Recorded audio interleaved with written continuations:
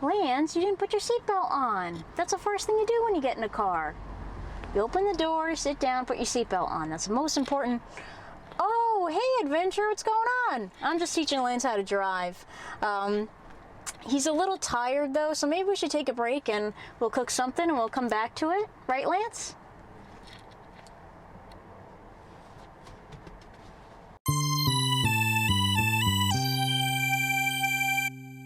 Hello and welcome back to Nerd Culture Cooking. Right now we're on episode 5. We are going to make Amphail Braised Beef. Doesn't sound too difficult, maybe? I don't know. But I do have to tie up the beef with this kitchen twine, so we'll see what happens with that. I want to say thank you to Leslie and Lindsay for sending me a new can opener so I don't have to use the janky one, and whoops, food processor so I can cut onions without crying.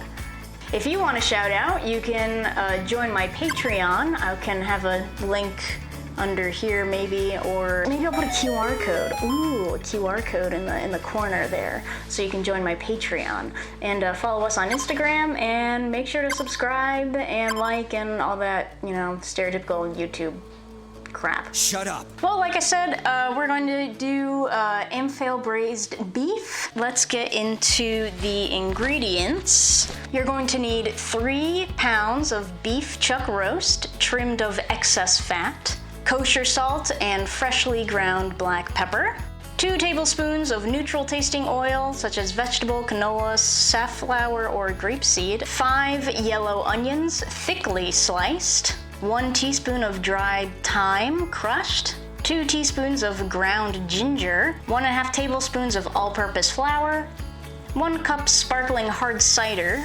preferably pear, ½ cup of low-sodium chicken broth, 3 ripe but firm, Bosc, Bartlett, or Anjou pears. How the hell do you say that? How to say Bosc pear. Bosc pear. Oh, yeah, I'm right. Bosc pear. Okay. Bosc pear. So you're gonna need 3 of those firm, but they're you know, ripe enough. You're gonna need to core them, peel them, and cut into 1-inch pieces. 3/4 teaspoon of cider vinegar. As always, a 1/4 cup of chopped fresh parsley. You may be wondering why I'm wearing a hat today. My hair is a lot longer than I want it to be, so I'm going to protect everyone eating this dish, and so I can see. It has the logo 860, so that's fun. Why not we start with our first part of the dish by tying up the beef and seeing where that leads us. Let's get cooking.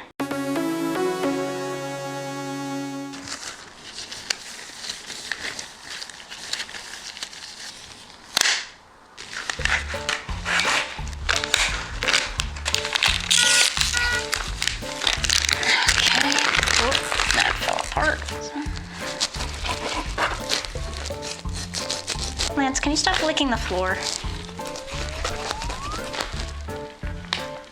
One eternity later. Now that we trimmed some fat, we need to tie the beef into 3 parts.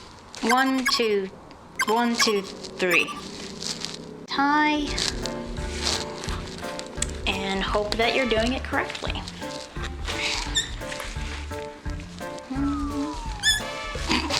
I've never done this before, I don't know what I'm doing, but hey, you know what, we're just gonna do it. Great. I guess. Now that we have tied our beef and salted and peppered it, let's do, what is it, 2 tablespoons? 2 tablespoons of the vegetable oil, if I can find it. And you wanna put it in the Dutch oven, or what I have is the crock pot. It says over medium to high heat. I have it on high right now. Hey! Now it needs to cook for like a couple minutes, brown it, and then we need to turn it over. So we're gonna let that happen. So I got this awesome new chopper from Leslie and Lindsay. Thanks again. So I can cut the onions without crying. Yeah, okay. Yeah, that works. Just throw it in there. All right, let's do another one. Oh, don't break it already. Thanks, guys. Now that the beef has been browned and is sitting in its little home, we're going to add the onions. Just a bunch of onions. And now we need to continue to stir until there's an aroma there. In the cookbook it says until it releases juices. I have no idea what that means. So now that we are stirring this, it says you want to keep it on for about 15 minutes. So that's what we're gonna do. And we'll be back.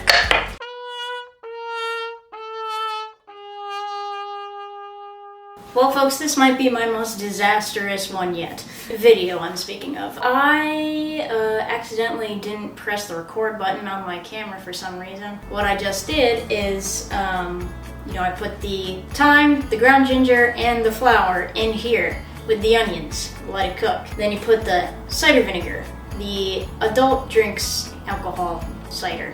What else did I put in there? The chicken broth. Put the beef in the middle of it all so that the onions kind of come up on the sides of it as it's cooking. They want you to put the ceramic dish, the Dutch oven, into the oven, the regular oven, the Dutch oven, then the regular oven. It's like when I was like, I'm just gonna cook it like this, see what happens. I know it's not 100% with the recipe, but this is where we are now. I'm just hungry. But for now, we have to let it cook for an hour and a half. So, I'll see you then. Ooh, that smells really good. Hopefully it tastes good. Right now we need to put the pears in. I wasn't sure if I needed to do it in disc form or not disc form, so I did all of it. And you want to scatter it around the beef. And just put it on the sides of the onions. And then it needs to cook for about another 2 hours. So, we'll see in a bit. Hi, Lance. Now that it's cooked long enough, we need to take out the beef. Okay. Beef! And put it in a platter. All this juice you're going to want to keep, so make sure you use a ladle like this. All the gray looking juices. Here. I'll show you what it looks like when it's 100% done.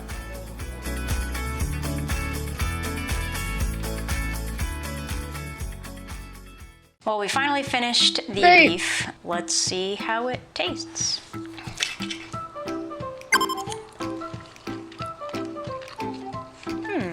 Yeah, that's good. Okay. Yeah, it's like got a sweet taste to it. I like that. Yay! Well, that was our 5th dish. Thanks for joining me again. And I'm gonna finish this off. And we will see you next time.